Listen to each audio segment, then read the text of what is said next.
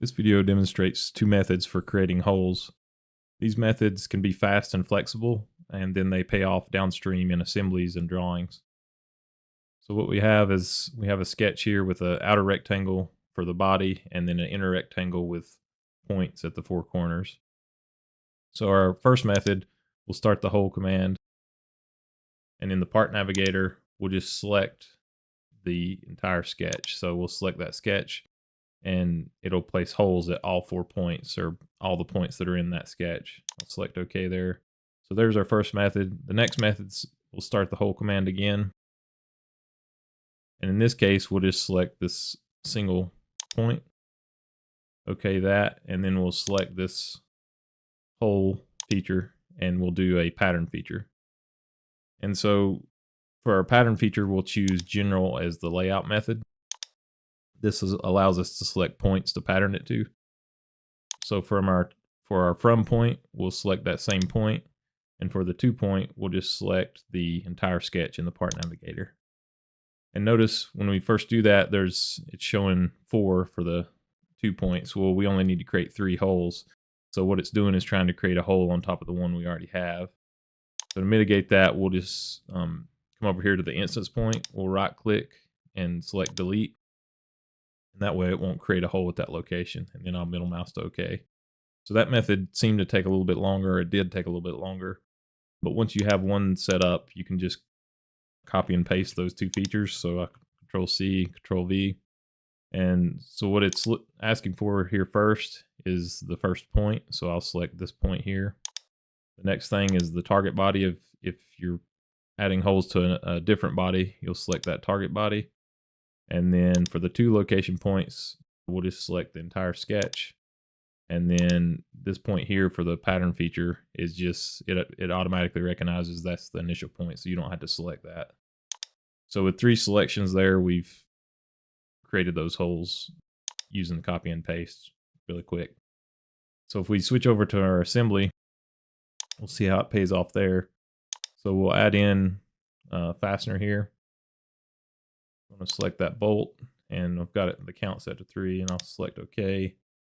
This has reusable constraints or remembered constraints.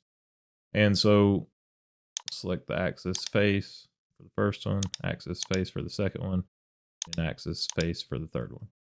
So there's our initial bolts, and so we can just select the bolt and do a pattern component. And if we set this to reference, it'll automatically recognize those 4 holes. So we'll do OK on that, and then do the same thing here, pattern component, and leave it as reference. Same thing there. So really quickly, we've added all our bolts to our assembly. And so now if we jump over to our drawing, we'll see how it pays off on the drawing as well. So I'll update the drawing. So we can use the hole and thread callout command. So for this first method, we'll select that hole, drop that dimension, and notice with that dimension, it's not saying there's 4 of those holes. So we have to either manually type that in or do some kind of expression linking. If we open up the hole and thread callout again, notice with this method, when we add that in, it automatically recognizes there's 4 holes. So that's one thing, less thing to remember. By using that second method, it'll automatically put the quantity there for you. Eventually, maybe Siemens will get it updated, so instead of using that, this method 1 will automatically include the 4x. But as of, this is NX 2406, and currently that's not the hole and thread callout command doesn't automatically recognize that, or doesn't automatically add that quantity unless you use a pattern feature. So now if we jump back to our part, let's say we need to make a change to this part. So let's change the plate width to 12. And notice the plates get bigger, the holes stay located relative to the edge where we want them. But now let's say we may need more bolt holes. So if we just edit the sketch, we can just add points at the midpoints of those lines and say OK. And then when we finish the sketch, those holes will automatically be added. And that's because we chose the entire feature for our points. Same here. If I edit this sketch, add points in at those midpoints, this method will update automatically as well as far as the holes go. So finish that sketch and the holes are automatically added. And then for this copy here, if we just edit this, and we can edit our pattern, and we'll just change the count to 8. And when we finish our sketch, notice the holes are automatically added. And then if we jump back to our assembly, notice that the new bolts are already added in as well, because we used that reference pattern.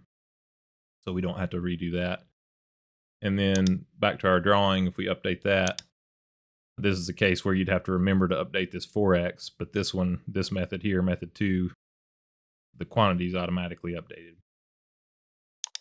And then for one last change here, let's say if we go back to our part, let's say we wanted these holes to be counterbore holes. It's really easy just to switch to a counterbore.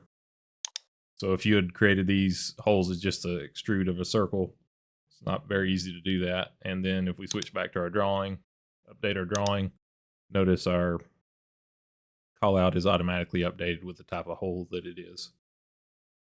And so just to recap what we did there, method 1, we just did a hole feature and selected the entire sketch, and so all the holes were added at once. Method 2, we created one hole, and then we used pattern. We created a pattern feature to create the other holes using the general layout. And so the advantage of that method 2 currently is that the thread and our hole and thread callout command will automatically add the quantities for in your drawing or on your PMI if you use that method. So give these methods a try. I think you'll find them flexible, and also it'll pay off in downstream assemblies and drawings.